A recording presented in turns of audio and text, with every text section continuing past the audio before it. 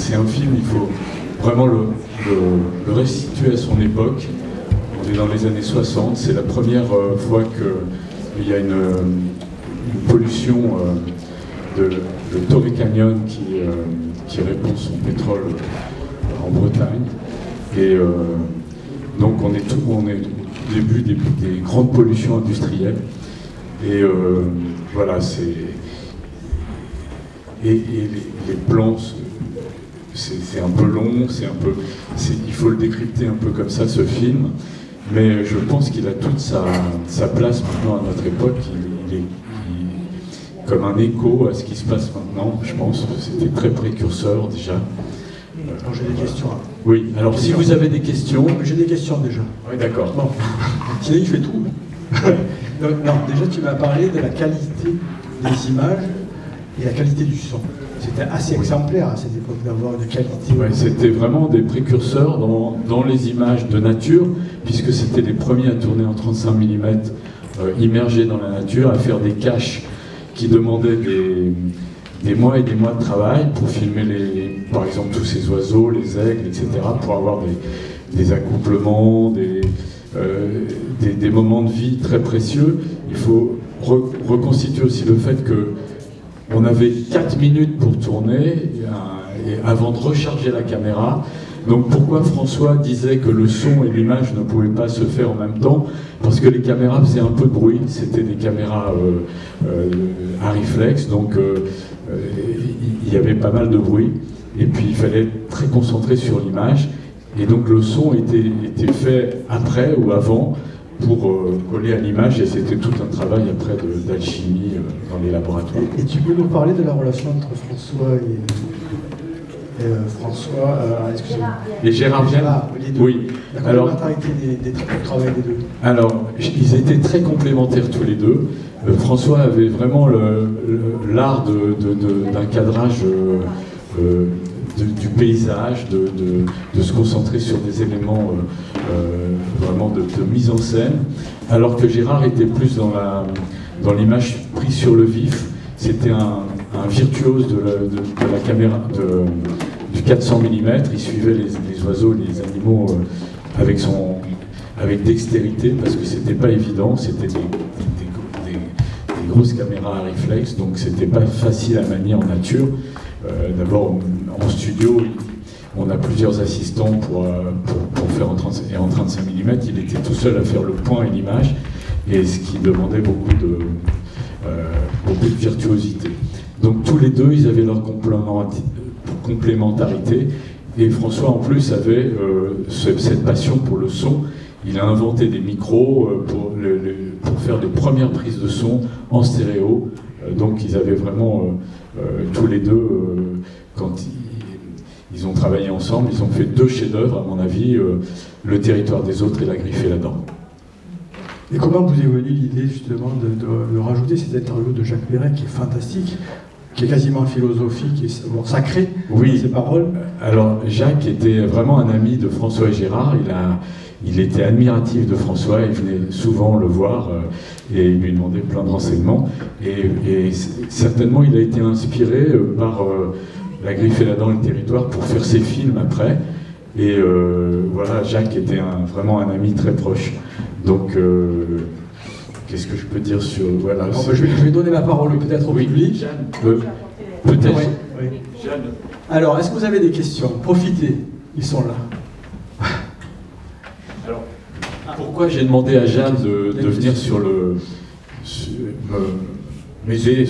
Parce que Jeanne fait partie des cinéastes aussi qui ont été inspirés par François et Gérard, par leur qualité de film, et qui a travaillé aussi dans la production de films animaliers. Et donc, peut-être elle a un petit truc à ajouter là. Il y a une question du monsieur. Il y a plusieurs séquences Bon, merci pour ces films superbes. Une question peut-être un peu naïve. Il y a plusieurs séquences d'un poussin qui ressemble à un poussin de coucou. Oui. Il m'a interrogé sur la distance à laquelle était la caméra et pendant combien de jours il a fallu piéger cet oiseau pour arriver à toute cette séquence. C'est des mois, Oui, la séquence du coucou est très particulière et c'est des mois de tournage, même des années, parce que je pense que c'est plusieurs coucous qui ont été pris. Donc ils étaient dans les marais, dans des caches, et vraiment il fallait pas faire de bruit. Et c'est des images qui justement sont pas truquées et qui sont vraiment naturelles. Et donc il a fallu plusieurs saisons pour faire ce. Donc le tournage a duré 7 ans, hein, donc de tous ces animaux qui ont été pris en Europe et au Canada pour les phoques. C'est pour ça que vraiment j'insiste, je suis contente qu'il y ait des enfants, il faut leur dire, il y a tellement de films animaliers maintenant, d'histoires animalières, mais qui sont tellement loin de cette réalité. Il faut jamais... Enfin, moi, j'ai fait 10 ans d'animalier, j'ai eu la chance de faire ça avec toutes ces équipes et toutes ces personnes qui avaient travaillé avec les frères Vienne et avec François Bell. Et franchement, on n'a jamais vu d'images aussi belles. Et je trouve que c'est très, très important à l'heure actuelle que ça soit vu, que ça soit présenté, et que l'on en parle. Tellement maintenant les films animaliers sont fabriqués parce que sous prétexte de question de temps, on tourne pas dans la vie sauvage, on fabrique, on tourne avec des animaux magnifiquement bien dressés, mais il n'y a plus rien de réel. Et là, c'est tellement important d'observer la vraie vie sauvage comme ils l'ont fait. En plus, on sent que ce qu'ils nous rendent, surtout à travers le travail du son, c'est absolument incroyable. Et c'est vrai que c'est qu'une histoire. Tout ça, c'est une histoire de temps, évidemment de passion, mais de temps parce qu'il faut pouvoir être avec eux. Et c'est la plus belle leçon que moi j'ai appris dans ces années de tournage de films animaliers, c'est qu'il fallait attendre le moment et prendre le temps. Et c'est quelque chose qu'on fait plus jamais. Et surtout dans tous ces films pseudo-animaliers, je m'excuse, je comprends que ça puisse plaire aux enfants, des histoires, toutes celles qui nous sont présentées comme ça, mais il faut savoir que c'est fabriqué. Et là, vous avez vu du cinéma réel. Merci Jeanne. Alors, je vais vous parler de la fondation.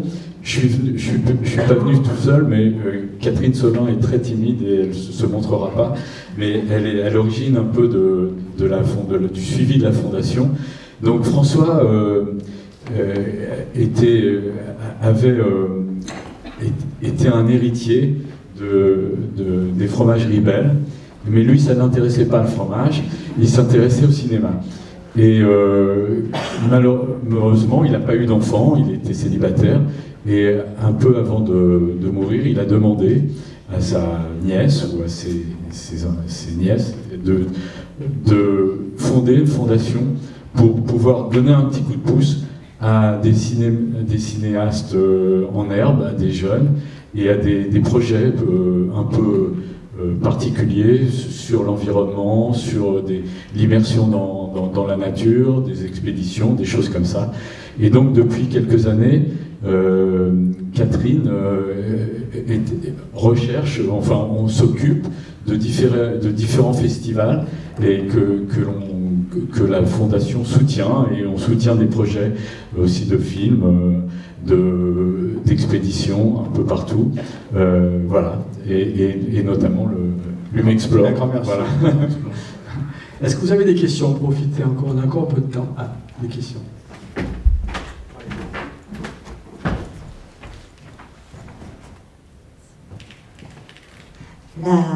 Bonjour et merci beaucoup pour...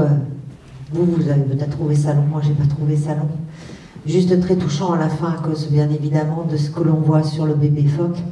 On sait qu'à l'heure actuelle justement les bébés phoques, à nouveau la chasse a repris au Canada et qu'il faut à nouveau se lever contre ça. Jeanne, je tenais aussi à vous remercier, mais du fond du cœur, pour votre prise de parole hier soir pour Paul Watson. Merci, merci, merci mille fois. On a besoin d'une véritable mobilisation et vous avez dit les mots-clés hier soir. Merci. Et puis justement, vous avez ici la personne qui m'a fait découvrir Paul Watson, parce que Bruno est le premier à avoir fait un film sur l'action de Paul Watson et de son association il y a déjà une vingtaine d'années. Oui.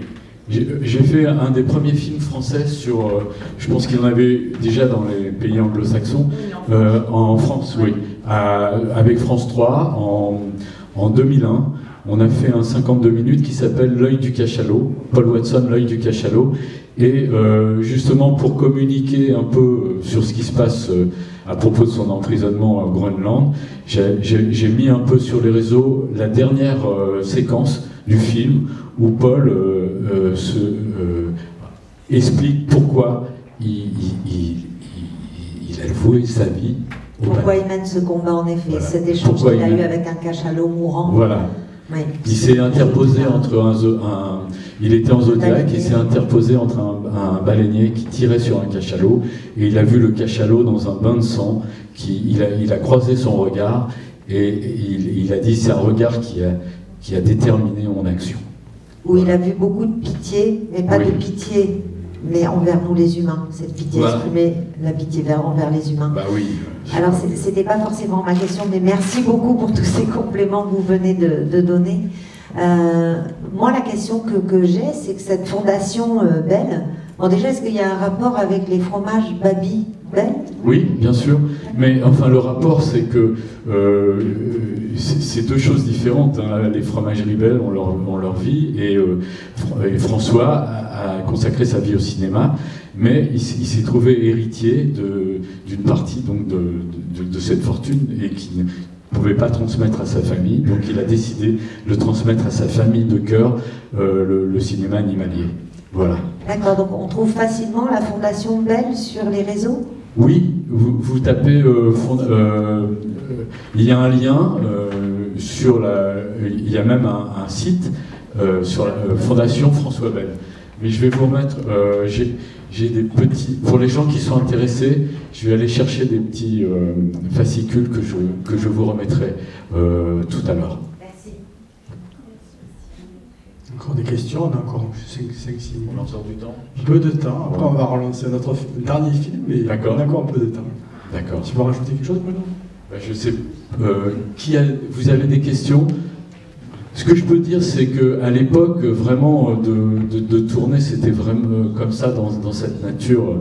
Et c'est pas seulement des passionnés de la nature, c'est en même temps des techniciens, des gens qui ont adapté un matériel à chaque fois, à chaque film, à chaque situation, qui ont construit des miradors assez hauts pour les ailes, il y avait un filin dans les Féroé où Gérard Vienne se balançait dans le vide pour filmer les oiseaux. Il y avait tout un tas de matériel qui a été mis au point à chaque film pour ne déranger le moins possible les animaux et pouvoir ramener les images les plus authentiques. Est-ce qu'éventuellement, François Bell connaissait également Christian Zuber qui avait fait les émissions Caméra au point? Je pense qu'ils se sont croisés, mais ils n'étaient pas dans le même cadre, mais ils ont dû se croiser. Oui. Bon, en tout cas, on peut t'applaudir à nouveau. Tu transmets la vie de François Bell. Je suis très content. Franchement, ce cinéma, pour moi, il est vraiment particulier. Il a une grande valeur. C'est vraiment, il a été restitué et que ce cinéma serve à des rencontres comme ça, c'est formidable. Et donc, merci à Vera, à l'Éden, à toute la famille qui s'occupe et à Michel Corny, que j'aime beaucoup. Voilà. Merci. Merci à tous.